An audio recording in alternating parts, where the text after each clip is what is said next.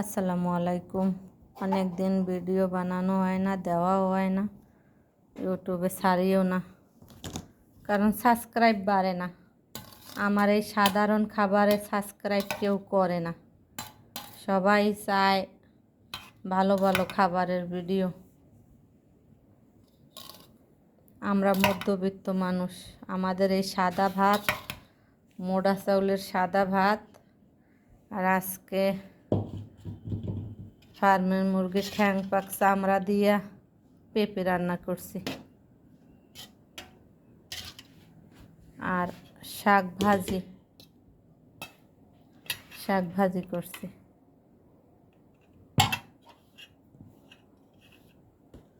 আমাদের এই সাদামাট আয়োজন, এতেই আলহামদুলিল্লাহ।